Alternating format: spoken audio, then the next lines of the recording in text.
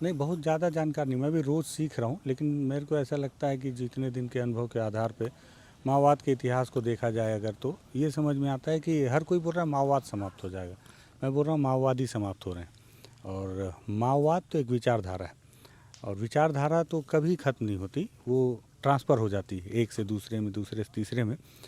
हाँ, ये देखना होगा कि माओवाद की विचारधारा दोबारा तो नहीं पनप जाएगी इस इलाके में, क्योंकि एक बहुत छोटी सी चिंगारी होती है माओवाद, चाहे कोई भी विचारधारा, चाहे वो गांधीवाद हो या कोई सा भी वाद हो, अगर विचारधारा है तो बहुत छोटी सी चिंगारी होती है। उसको जब उपयुक्त माहौल मिलता है थोड़ा सा भी, तो धीरे से फैलने लगती है। कैसे एक सूखे घास में अगर आप एक चिंगारी डाल दें तो कैसे 2 ही मिनट में भड़क कर एक बहुत लपटों में तैयार हो जाती है, आग के लपटों में। तो उसी तरह से यहाँ पे भी वही हुआ।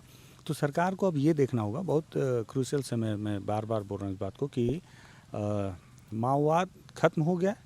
इससे ज़्यादा विचार करने की बात है कि माओवाद यहाँ आया ही क्यों।